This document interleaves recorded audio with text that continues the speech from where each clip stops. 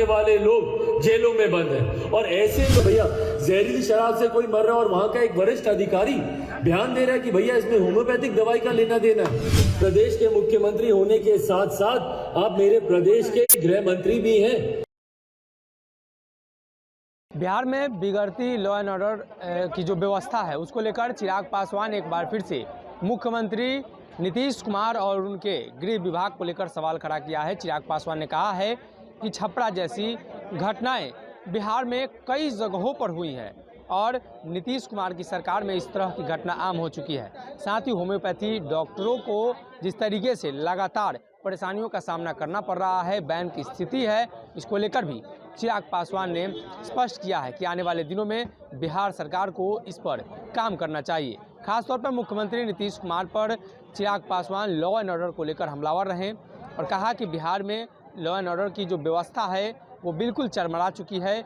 मुख्यमंत्री नीतीश कुमार असहाय हो चुके हैं। सुनवाते हैं चिराग पासवान के बयानों को। Homeo mission, organization for homeo mission के माध्यम से और कई और होम्योपैथ डॉक्टर्स ने व्यक्तिगत मुलाकात मुझसे कर अपनी इस समस्या को मेरे समक्ष रखा और आपके माध्यम से मैं चाहता हूं कि लोगों में जागरूकता आए कि किस तरीके से होम्योपैथी को बदनाम करने का ये कार्य किया जा रहा है। और यकीनन भाई ये एक ऐसी प्रणाली है जो कि सबसे ज्यादा गरीब लोग इसका लाभ उठाते हैं। ऐसे लोग जो कि एलोपैथी की महंगी दवाइयों का इस्तेमाल नहीं कर सकते या कई ऐसी बीमारियां भी हैं जिसका संभवतः इलाज नहीं हो एलोपैथी कर पाती है, उसमें होम्योपैथी पर लोगों का विश्वास होता है। तो ऐसे में इसको बदनाम करने का जो कार्य, जो षड्यंत्र यहाँ पर रचा जा रहा है वो पूरी तरीके से गलत है।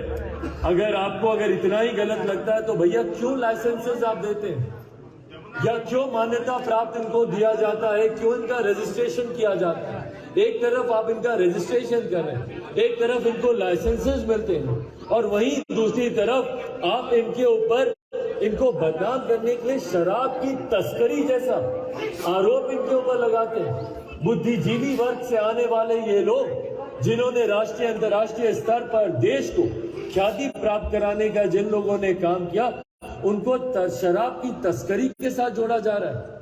और उसके पीछे कारण सिर्फ इतना है क्योंकि आपकी विफलता है भैया, क्योंकि आप शराब के तस्करों को जो कि सही तस्कर हैं उनको आप पकड़ नहीं पा रहे। सीमावर्ती इलाकों से आप शराब के आयात को आप रोक नहीं पा रहे। अवैध शराब के निर्माण से जुड़े हुए लोगों की आप गिरफ्तारी नहीं कर पा रहे। तो ऐसे में आप होम्योपैथिक डॉक्टर्स को आप बदनाम करने का काम कर रहे हैं, ये सरासर गलत है। आने वाले दिनों में इसको केंद्र में भी उचित पटल पर उठाने का काम मैं करूंगा। जैसा मैंने कहा कि संसद में भी आने वाले दिनों में इसको उठाया जाएगा। आप सबके माध्यम से भी मैं चाहता हूं कि जिस तरीके से इसको बदनाम करने का षड्यंत्र रचा जा रहा है उसको भी आप लोग उजागर करने का काम करें। और अब इसके अलावा अगर आप लोग के इस विषय में कोई सवाल हो। सवाल एक है कि 450 जो कैंडिडेट बीएचएमएस करके बाहर आते हैं लेकिन नियुक्ति कुछ नहीं। जैसा कि लोगों के द्वारा ही कहा गया है 450 कैंडिडेट इतने कॉलेजेस हैं, एक भी कॉलेज पढ़ के आने के बाद नौकरी के नाम पे शून्य है।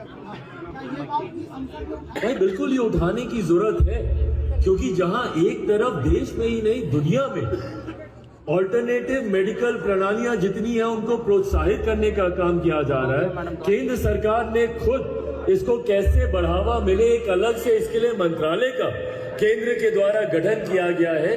तो ऐसे में हमारे राज्य में कारण क्या है भैया कि इसको पूरी तरीके से इग्नोर करके ये लोग आगे बढ़ने का ये लोग प्रयास कर रहे हैं और एक पूरा नेक्सस क्रिएट किया जा रहा है कि कैसे इस डिपार्टमेंट को बदनाम किया जा सके, आगे आने से इसको रोका जाए। जैसा आपने कहा कि भैया आगे इन लोगों को बढ़ावा ही नहीं मिल रहा है, स्टूडेंट्स को आगे मौका नहीं दिया जा रहा है, इनकी भर्तियां नहीं हो रही हैं, इनकी रिकॉग्निशन इनको नहीं देने का काम किया जा रहा है। तो ये अपने में ये प्रमाणित करता है कि राज्य सरकार एक सुनियोजित षड्यंत्र के तहत इसको समाप्त करने का प्रयास कर रही है।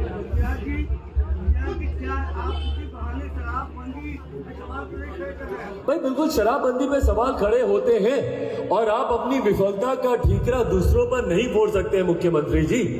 ये आपकी नाकामी है कि आपका प्रशासन तंत्र, आप स्वयं अपने इस कानून को धरातल पर नहीं उतार पा रहे हैं। ये आपकी नाकामी। आज की तारीख में भैया मुझे बता दीजिए ना, बिहार में जो लाखों लोग शराबबंदी कानून के तहत जो आज की तारीख में जेल में हैं, उनमें से कितने तस्कर हैं बताइए मुझे, या कितने ऐसे गिरोह के लोग उसमें जेल में बंद हैं जो कि ऐसे गोरख धंधे को अंजाम देते हैं। आज भी आप जेलों में चले जाइए, विभिन्न जिलों में सिर्फ आम बिहारी जेलों में बंद है। समाज के गरीब वर्ग से आने वाले लोग जेलों में बंद हैं और ऐसे लोगों के ऊपर शराबबंदी की धाराएं लगाई जा रही हैं जो कि देश का राष्ट्रीय अंतर्राष्ट्रीय स्तर पर नाम ऊंचा करने का काम करते हैं। ऐसे वर्ग को टारगेट किया जा रहा है। भाई ये लोग पासी समाज के लोगों को टारगेट करते हैं। पासी समाज के लोगों को शराबबंदी की धारा में इन लोगों ने जेल में बंद किया हुआ है।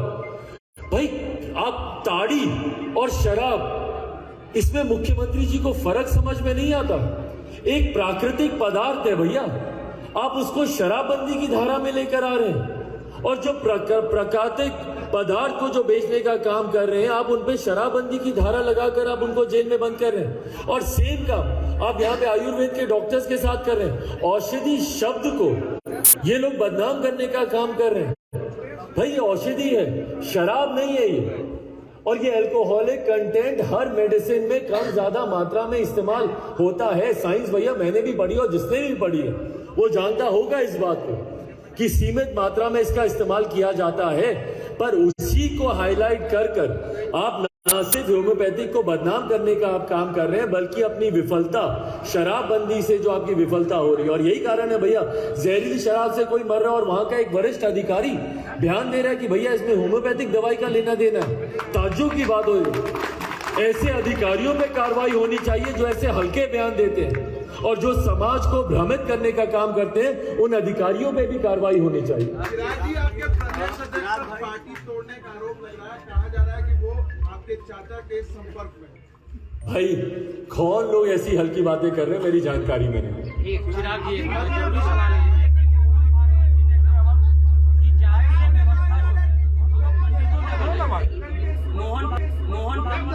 जातीय व्यवस्था पंडितों ने बनाई और जो निम्न जाति के लोग थे उनका शोषण करने के लिए बनाए। चिराग पासवान पर इस पर क्या कहना है, उनका क्या? भाई मैं इतना मानता हूं कि कोई भी धर्म भेदभाव को स्वीकार नहीं करता है। कोई भी धर्म लोगों को बांटने की सोच नहीं देता है। हर धर्म समाज में एकता, भाईचारे के संदेश के साथ आता है। अब उस धर्म के लोग किस तरीके से अपने आप को तथाकथित उस धर्म का संरक्षक मानने वाले लोग हों, या जो उस धर्म के अपने आप को फ्लैग बेयरर्स मानते हो, वो इसको किस तरीके से आगे प्रचारित करते हैं, वो उसकी सोच होती है। पर कोई भी धर्म बांटने की बात नहीं करता है। भाई लॉ एंड ऑर्डर आज की तारीख में, भाई बिहार में लॉ एंड ऑर्डर नाम की कोई चीज नहीं बची। और ये राजनीतिक बयानबाजी नहीं है, ये हकीकत है। क्या छपरा की घटना मामूली घटना है? भाई एक के बाद एक बिहार में अक्षम्य अपराध हो रहे हैं, जघन्य अपराध हो रहे हैं। मधुबनी की घटना, एक बच्चे से विवाद, उसके सामने उसके माता पिता को गोली मार दी गई। आरा में हम गए थे उस दिन, एक बुद्धिजीवी वर्ग से आने वाले वृद्ध दंपति की दिन दहाड़े गला रेत कर हत्या कर दी जाती है। कल हम छपरा में उस युवक से भी हम मिले, जिसमें से एक युवक बचा, बाकी दो क्या उसमें निधन हो गया। उस युवक ने बताया कि भैया किस तरीके से हम लोगों को हथौड़े से पीटा गया है। बताइए क्या ये सभ्य समाज है? हथौड़े से आप लोगों की पिटाई कर रहे हैं। परिणाम स्वरूप 2 लोगों का उसमें निधन हो गया। जो एक बचा भी है वो भी कैसे डर के साए में जी रहे हैं। बताए ना मेरे प्रदेश के मुख्यमंत्री नीतीश कुमार जी, आप समाधान यात्रा पर निकले, क्या समाधान है उनके पास बिहार में बढ़ते इस अपराध को लेकर? और भाई सवाल तो आपसे पूछे ही जाएंगे ना। प्रदेश के मुख्यमंत्री होने के साथ साथ आप मेरे प्रदेश के गृह मंत्री भी हैं। ये सवाल आपसे बनता है कि कितनी और हत्याओं का इंतजार बिहार करेगा। आज सुबह की घटना, चेन स्नैचिंग को लेकर 4 लोगों को गोली मार दी जाती है दिन दहाड़े पटना में। आप बताइए ऐसे में क्या बिहार में रहना आज की तारीख में किसी के लिए भी सुरक्षित है? इतना असुरक्षा का अभाव। और ये वही मुख्यमंत्री है ना भैया जो जंगल राज के खिलाफ अपने आप को विकल्प बताते हुए आए थे।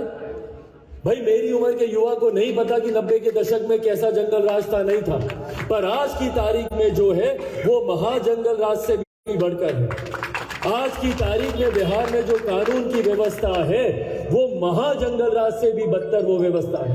और ऐसे में मुख्यमंत्री नीतीश कुमार जी की खामोशी, सवाल पूछे मुख्यमंत्री जी से कोई भी, बक्सर में किसानों को लेकर सवाल पूछे, भैया अच्छा हमको तो मालूम ही नहीं।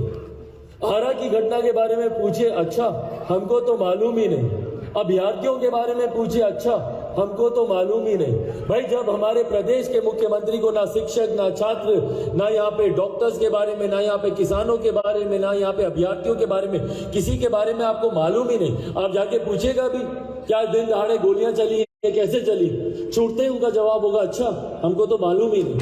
तो भैया जिस मुख्यमंत्री को अपने प्रदेश के बारे में कोई जानकारी नहीं, क्यों बैठे हैं वो फिर इस पद पर? और अगर आप सत्ता के लालच में ऐसे ही बैठे रहिएगा मुख्यमंत्री जी, 2000 अगर ये वीडियो पसंद आई और वह बिहार के राजनीति और बिहारियत से सरोकार रखेनी तो सब्सक्राइब बटन दबा के चैनल के सब्सक्राइब कर ली। ओजे एगो घंटी बा, ओकरा बटन दबा देला से कुल सटीक और मारक खबर रुआ मुफ्त में मिल जाई। अगर रुआ पत्रकारिता के हमनी के नया प्रयोग में सहयोग कर चाहतानी तो ज्वाइन बटन दबा दी। पेटीएम नंबर नोट कर ली 9386816700। धन्यवाद।